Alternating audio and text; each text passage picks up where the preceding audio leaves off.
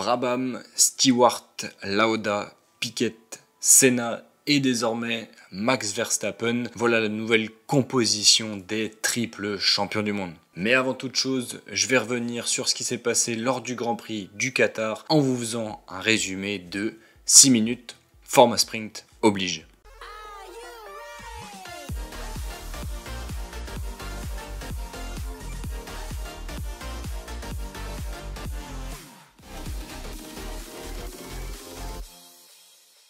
Hello boys and girls and the other, on se retrouve du coup pour ce résumé du Grand Prix du Qatar et il y a déjà beaucoup d'informations à vous donner. Tout d'abord, Max Verstappen a besoin de seulement 3 points pour être champion du monde à la fin de ce week-end. On a également eu des rumeurs dans le paddock comme quoi Lawrence Stroll pourrait vendre Aston Martin. En attendant de savoir si Aston Martin va changer de nom, on a appris qu'une 11e écurie avait été acceptée par la FIA pour la saison prochaine. Ce serait l'écurie Andretti. Maintenant, il faut que le promoteur de la Formule 1 décide ou non d'accepter cette nouvelle écurie. En format sprint, les qualifications pour la course du dimanche ont lieu le vendredi soir et Lance Stroll est éliminé en Q1. Décidément, ça va pas fort pour le Canadien qui est éliminé pour la 4e fois d'affilée en Q1 et dont on a vu des scènes assez bizarres, des scènes où on sent qu'il y a de la frustration et l'énervement. À noter également l'élimination de Perez et de Sainz en Q2. Et puis on arrive en Q3, Verstappen écœure la concurrence à tel point qu'il n'est même pas obligé de faire une deuxième tentative. C'est simple, il va être en dehors de sa voiture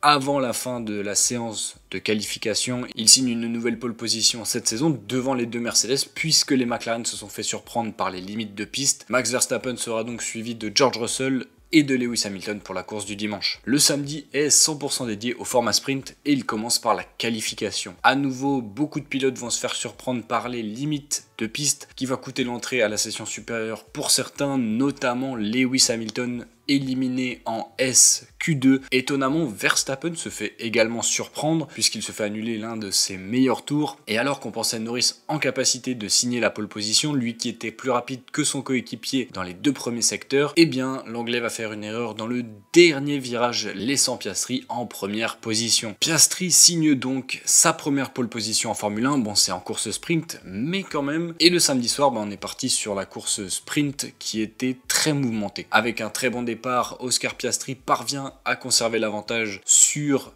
Russell et les deux Ferrari, puisque oui, Verstappen et Norris se sont fait surprendre. Ils se retrouvent donc 5e et 6e et vont être contraints de remonter. Malgré tout, la course sera rapidement stoppée puisque Lawson perd le contrôle de son Alpha Tauri. Le néo-zélandais ne pouvant repartir, c'est alors que la voiture de sécurité rentre en piste. La course reprend au 3e tour. On voit une bataille musclée entre Norris et Alonso qui permettra à l'anglais de rester devant l'espagnol. Plus haut dans le classement, le coéquipier de Norris se fait surprendre par un très beau dépassement de George Russell, mais pas le temps de s'amuser entre Russell et Piastri puisque Sargent se sort également dans le bac à gravier, provoquant à nouveau l'entrée de la voiture de sécurité. Reprise de la course à nouveau au tour 6, Russell surprend Piastri instantanément, plus de peur que de mal pour le pilote australien qui va pouvoir remonter très fort sur George Russell et le dépasser au 10e tour. Entre-temps, Max Verstappen remonte, il passe d'ailleurs Leclerc et Sainz très rapidement. Il est alors 3e et tranquille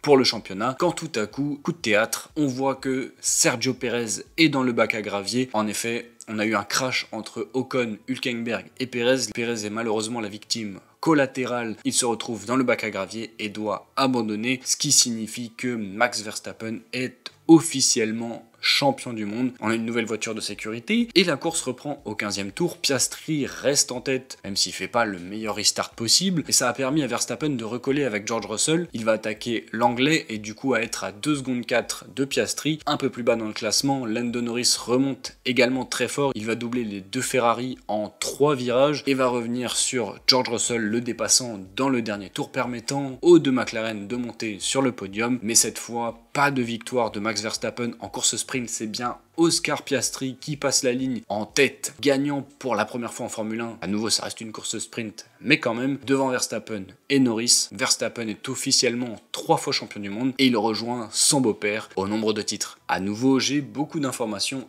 à vous donner avant le début de la course. Tout d'abord, Pirelli, en discussion avec le promoteur de la Formule 1, oblige les écuries à faire un maximum de 18 tours sur les pneus pour des raisons de sécurité. Ça veut dire qu'on aura minimum 3 arrêts pour chaque pilote dans la course. On apprend également 1h30 avant le départ que Carlos Sainz ne pourra pas s'élancer du fait d'une fuite de carburant. Et enfin, dernière information, des suites de son crash, Sergio Pérez est contraint de s'élancer de la voie des stands. Le départ est donné et Hamilton profite de ses pneus soft pour s'élancer parfaitement et tenter d'attaquer Max Verstappen et George Russell lors du premier virage. Malheureusement, il surévalue un peu la position de George Russell et ce qui fait qu'on a un contact entre les deux Mercedes provoquant l'abandon de Lewis Hamilton terminant sa course dans le bac à gravier, et Russell va être contraint également à une remontée spectaculaire pour aller au moins chercher quelques points. La voiture de sécurité rentre en piste pour la première fois lors de cette course et Verstappen pourra relancer la course au tour 4. Russell entame alors sa remontée au 9e tour en dépassant Joe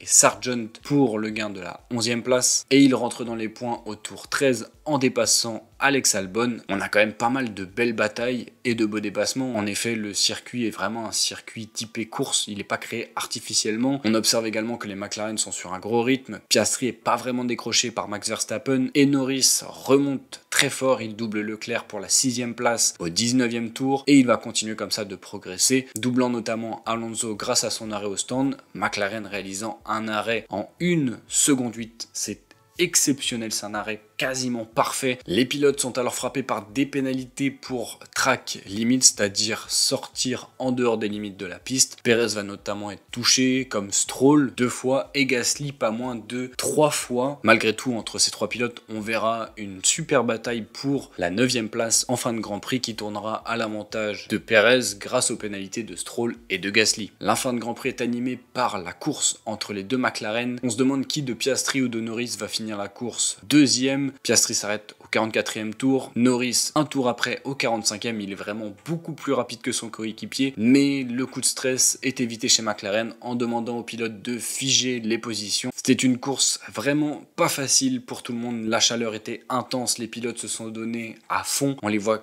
tous épuisé à la fin du Grand Prix et au bout de l'effort, c'est Max Verstappen qui vient chercher une 49e victoire en carrière devant Oscar Piastri et Lando Norris qui complètent le podium. À nouveau les deux McLaren sur le podium, c'est vraiment la 2e force du championnat en fin de saison. On trouve à la 4e place George Russell qui a été impressionnant de régularité tout au long du Grand Prix et qui a réalisé vraiment une course splendide. 5e, eh bien, c'est Charles Leclerc, les Ferrari qu'on a vu vraiment en difficulté sur ce tracé, devant Fernando Alonso, Valtteri Bottas, puis viennent 2 pilotes qui ont profité des pénalités de Stroll et de Gasly. Il s'agit de Perez et Guan Yu Zhou qui placent la 2e Alfa Romeo dans les points. On en arrive donc à la fin de ce Grand Prix qui était ma foi plutôt cool. C'était bien de retrouver des pilotes qui étaient à 100% et une stratégie avec 3 arrêts. Je note forcément le 3e titre de Max Verstappen qui ne souffre d'aucune contestation et je note également que McLaren a pris 2 victoires en 2 ans et que sur ces 2 victoires, eh bien, il n'y en a aucune qui est pour Lando Norris, alors que c'est pourtant l'enfant prodige de McLaren. J'espère pour lui que les performances d'Oscar Piastri ne vont pas lui mettre un petit peu de doute dans la tête, d'autant plus que McLaren a demandé aux 2 pilotes de ne pas s'attaquer, et donc Piastri a fini devant l'anglais. Plus de suspense du coup pour le titre de champion du monde, ce qui va nous intéresser maintenant c'est la 2e place au championnat. On va suivre également l'évolution du classement constructeur,